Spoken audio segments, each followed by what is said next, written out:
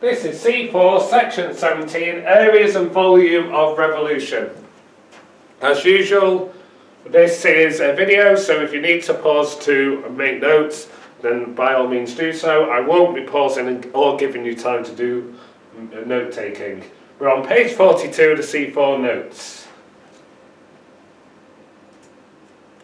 So from C2 we know if we want to do the area under a curve, we do the integral from a to b of f of x dx, where the curve is y equals f of x and a and b are the limits, the x values we want the area between.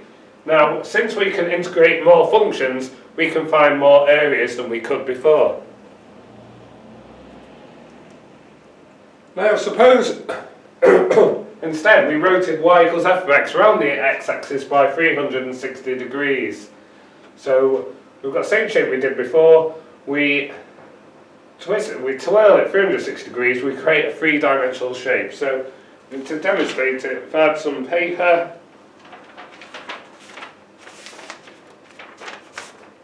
simple paper, if I want to rotate it by 360 degrees around an axis, that what would have been a rectangle would actually form a cylinder. If I was able to map it in real space and make it solid, what I would have just mapped out is a cylinder.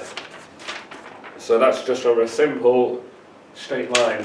In a more interesting curve, when you rotate the shape, you can create a whole variety of interesting shapes. Now, to work out the volume of the shape we have just created, what we've just done is basically created a shape that's a cross-section is a series of different size circles.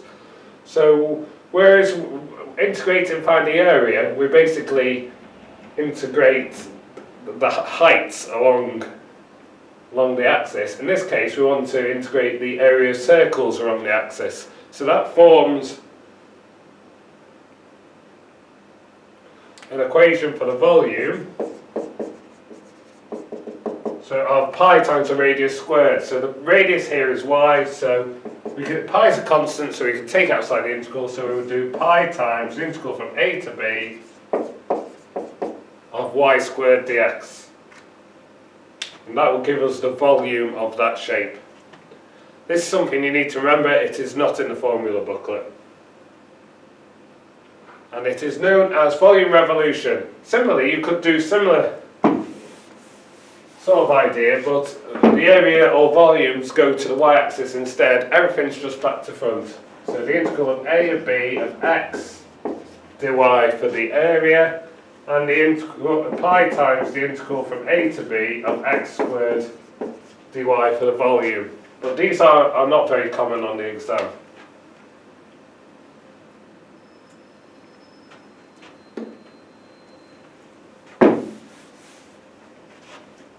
Curve R is bound by the curve equation y equals 2x plus 1 all squared, the x-axis, and the lines x equals 1 and x equals 6. Find the area and the volume. So the area, our limits are 1 and 6. Y is 2x plus 1 all squared. The x. Now this is one of the standard functions you need to be able to integrate. So we add 1 to the power. So 2 plus 1 is 3. We divide by the new power and the number in front of the x. Stick the numbers in and subtract and we get the area. So 3 times 2 is 6, so we've got 2 times 6 plus 1 cubed over 6. Excuse me. Minus 2 times 1 plus 1 cubed over 6, and we calculate.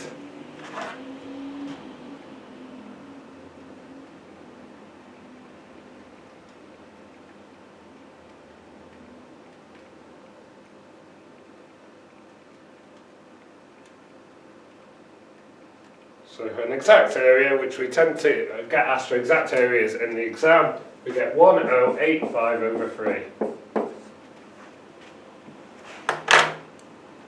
Now for the volume,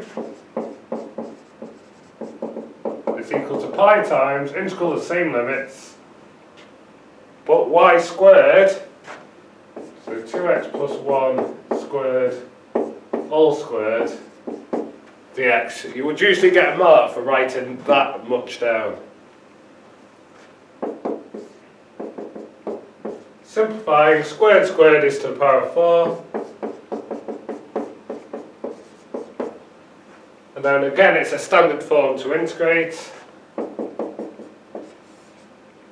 So we add 1 to the power. We divide by the new power and the number in front of the x, so 5 times 2.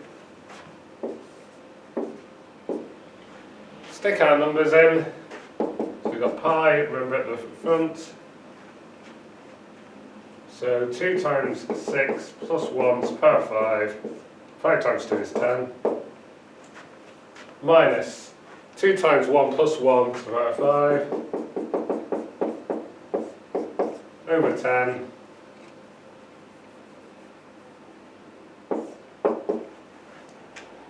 We want an exact answer, we might as well just put the pi at the end and just calculate the bit in the brackets.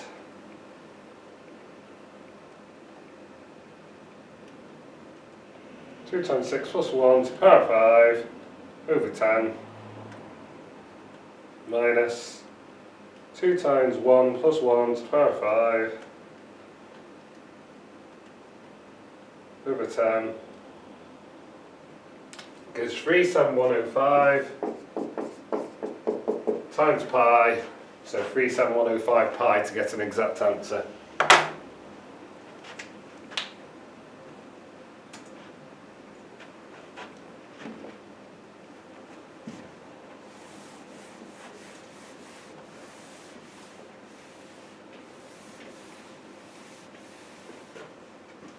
So for our second example, it's the other way around, going to the y-axis instead of the x. So y equals ln2, we'll need to rearrange that to x equals. So e to the power of both sides will give e to the y equals 2x. Divide by the 2,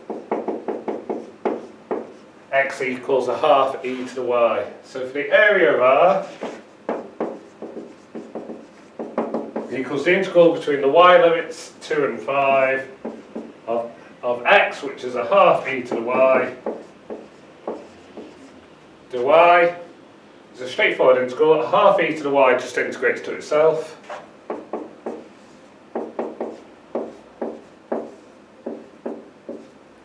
Between 5 and 2.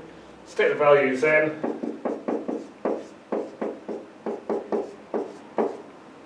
And we want an exact answer, and that's an exact answer. They may ask you to factorise or other things, but if we just want an exact answer and it hasn't specified a particular form, that would be acceptable. Alternatively, we could have factorised a half e squared out of it, in which case inside the bracket we would get e cubed minus 1. That would be the most obvious rearrangement.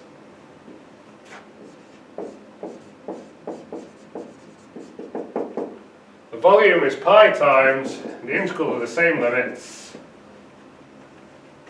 of x squared, so a half e to the y all squared dy, so we need to tidy that up.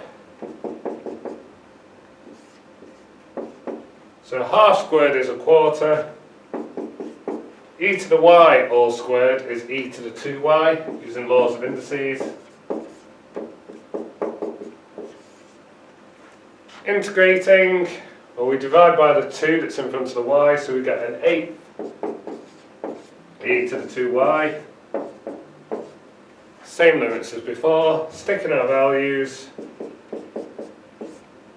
So we've got an 8 e to the 2 times 5 minus an 8 e to the 2 times 2.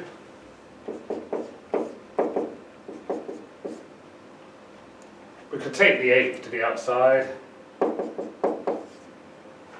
And in the bracket we get e to the 10 minus e to the 4, and you could take e to the 4 out as well.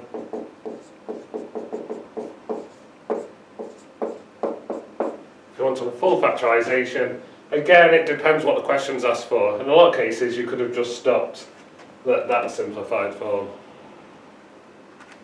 And this concludes this section.